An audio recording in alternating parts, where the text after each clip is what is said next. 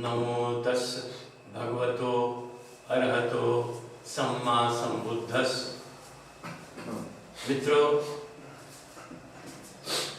Global Buddhist management education and research centre के बारे कुछ बताने से पहले मैं चाहता हूँ कि ये दो शब्द स्पष्ट हो जाएं। बुद्धिस्ट मैनेजमेंट, अगर आप हिंदी में कहें बुद्धकीय, संस्कृत में बुद्धकीय प्रबंधन, मैनेजमेंट का प्रबंधन, तो बुद्धिस्ट मैनेजमेंट या बुद्धकीय प्रबंधन है क्या?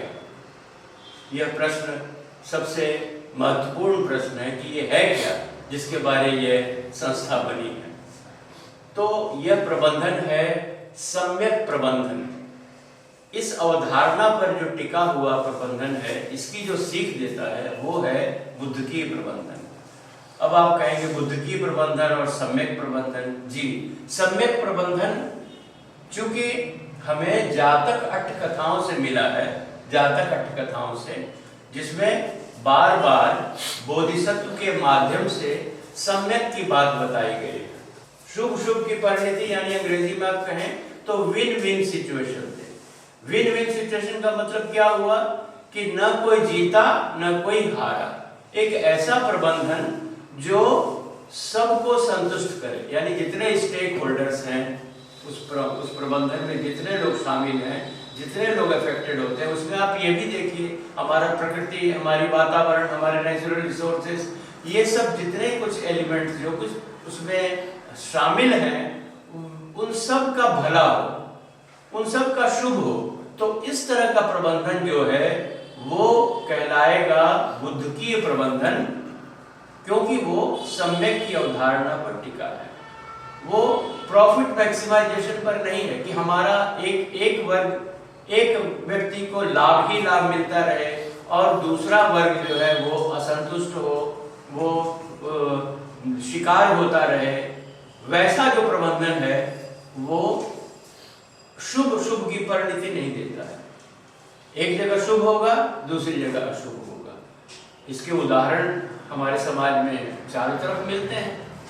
और दुख की बात यह है कि जो पश्चिमी प्रबंधन की तकनीक हमारे यहाँ पढ़ाई जा रही है, सिखाई जा रही है, वो यही बता रही है कि आपको प्रॉफिट मैक्सिमाइज करना है, अधिकाधिक लाभ प्राप्त करना है, बिना इस चीज का ध्यान रखे हुए कि इससे हमारे रिसोर्सेज को क्या हो रहा है, हमारे नेचुरल रिसोर्सेज को, हमारे ग्लोबल क्लाइमेट को, हमारे संसाधनों पर क्या इफेक्ट पड़ रहा है, और फिर जो मानव के साथ हो रहा है वो तो सबसे महत्वपूर्ण है ही है।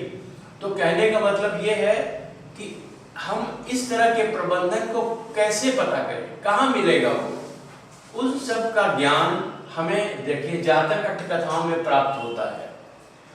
तो जातक अट्ठ कथाएं, पूछा जा सकता है कि जातक अट्ठ कथाएं तो आज से 2000 साल पहले की बात है, और अभी इसको आप हमारे आज के इतने इंडस्ट्रियलाइजेशन और इतना वैज्ञानिक युग है, इसमें इतना कुछ हो रहा है, और उसके बाद आप 2000 साल की चीज चावला जी सामने रख रहे हैं।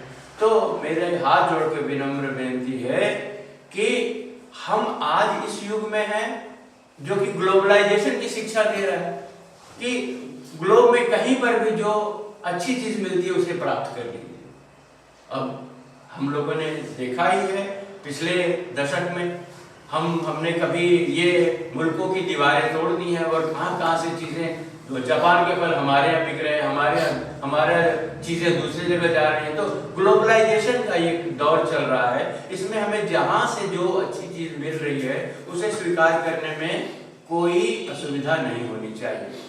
और ये हमारा सौभाग्य है कि हमें बुद्धिस्ट मैनेजमेंट जो है वो जातक अट्ठ कथाओं से प्राप्त हो रहा है, और इसमें 547 कथाएं हैं।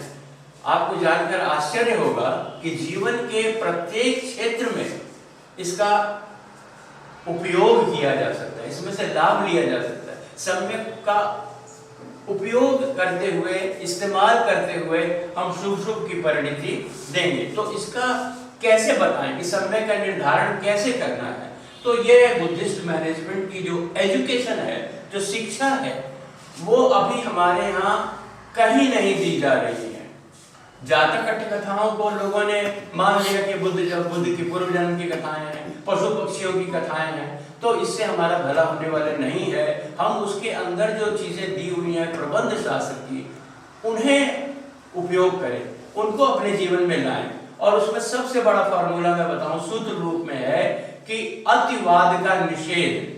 आपको एक्सट्रीम पे नहीं जाना है, किसी भी क्षेत्र में आपको एक्सट्रीम पे नहीं जाना है। एक इस तरह का मार्ग अपनाना है जो हमें शुभ शुभ का प्रबंधन दे सके। तो global Buddhist management education and research centre जो शिक्षा देगा वो सम्यक प्रबंधन की शिक्षा देगा, यानी बुद्धिस्ट मैनेजमेंट की शिक्षा देगा। इसकी शिक्षा हमें, इसका स्रोत सामग्री कहां से मिलेगी? वो है जातक कथाकथा से। अब जातक कथाकथाओं में इतनी सामग्री है कि इसमें प्रबंधन के हर क्षेत्र पर हमें उदाहरण कथाएं मिल जाती हैं, और प्रत्येक उदाहरण कथा में बोधिसत्व नामक चरित्र यह बता रहा है कि सम्यक का निर्धारण कैसे करना चाहिए। बोधिसत्व जो करके दिखाता है, डेमोन्स्ट्रेट करता है, या जहां कहता है, तो वो एक मार्ग बता रहा है कि इस तरह से हम अगर करें तो हमें शुभ शुभ की परिणति मिल सकती है। अब ये आवश्यक नहीं है कि बोधिसत्व हमेशा शील पालन की बात करे। कई बार ऐसा होता है कि प्रबंध को ध्यान में रखते हुए बहुजन हिताय बहुजन सुखाय के लक्ष्य को प्राप्त करने के लिए कई बार जो नियम हैं, जो नॉर्म्स हैं, उनसे विच्युति होती है, थोड़ा डेविएशन होता है। मसलन अगर हमने एक नियम बनाया है कि बाएं चलिए, तो कई बार सामने कोई ऐसा व्यवधान है, कोई ट्रक आ रहा है, कोई सांड आ रहा है, तो हम स्वयं थोड़ा बायां हो जाते हैं अथवा दाएं होकर के उस आपदा को निकल जाने देते हैं। उस इमरजेंसी से हम निजात पा लेते हैं। कैसे? डेविएशन के द्वारा। तो ये जो डेविएशन है ये सम्यक के अंतर्गत ही आते हैं। इसका मतलब ये हुआ कि अगर कहीं हमें थोड़ा सा पंचशील में बताए गए नियमों से अथवा जो स्टैंडर्ड्स बनाए गए हैं, जो मानक बनाए गए हैं, वहां से अगर थोड़ा प्लस माइनस भी करना पड़े तो यह सम्यक ही गिना जाएगा। कुछ इसमें अनुचित नहीं है, परंतु यह इसकी मात्रा अत्यधिक नहीं होनी चाहिए। अगर यही डेविएशन बढ़ते जाएं तो यह एक सिस्टम को असंतुलित कर देंगे, और जहां यह सिस्टम असंतुलित होगा वहां तमाम तरह की गड़बड़ियां स्वतः पैदा हो जाती हैं। इसलिए जातक कथाओं में इसका निरूपण है कि अति पे नहीं जाना है। अगर गुस्सा करना है अपने छात्रों की भलाई के लिए, अपनी संतानों का हित ध्यान में रखते हुए, अपने व्यवस्था को कायम रखने के लिए, तो थोड़ा बहुत गुस्सा जायज है। परंतु यह गुस्सा ऐसा नहीं होना चाहिए कि किसी का मर्डर कर दें, किसी की हत्या कर दें। यह अतिवादी होगा दृष्टिकोण। तो सम्यक प्रबंधन हमेशा ये कहता है कि अति का निषेध है, अति की तरफ न जाएं, उसको मैनेज करना सीखें।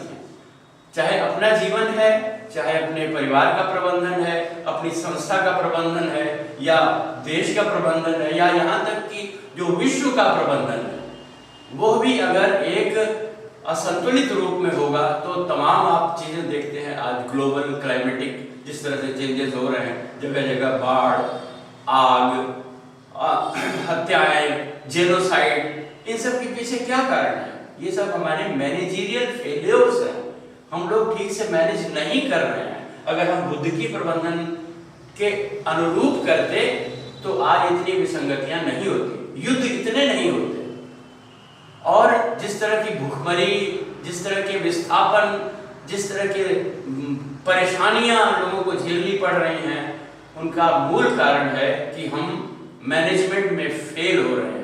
जिस मैनेजमेंट को हम पढ़ा रहे हैं, जिस मैनेजमेंट को हम अपने जीवन में ला रहे हैं, वो गलत है, वो कंज्यूमरिज्म पर टिका हुआ है, वो आपकी भावनाओं को दोहन कर रहा है, वो आप में विकार पैदा कर रहा है। मैं चाहता हूं कि इसकी शिक्षा हमारे इंस्टीट्यूट के अलावा सभी कॉलेजेस में दी जाए, सभी विश्वविद्यालयों में ये बात पढ़ाई जाए, और इसकी उदाहरण कथाएं जातक कथाओं में मिलती हैं, चाहे वो बिजनेस की बात हो, शिक्षा की बात हो, हमारे सीनियर सिटीजन्स की बात हो, भ्रष्टाचार प्रबंधन की बात हो। आश्चर्य होता है कि इन सब पर कथाएं हमें इस ग्रंथ में मिलती हैं। इस ग्रंथ का पुनरावलोकन, पुनर्अध्ययन होना चाहिए। विद्वानों ने इसे कुछ अंधविश्वासों के घेरे में डालकर इसका अध्ययन अध्यापन बाधित किया है। मैं चाहता हूं कि हमारा समाज बुद्धिस्ट मैनेजमेंट से पूरा लाभ उठाए और हमारे इस अभियान में आप जुड़ जाएं, हमारी संस्था से जुड़ें। मैं ये विश्वास दिलाता हूं कि इसका लाभ भी आपको प्राप्त होने लगेगा।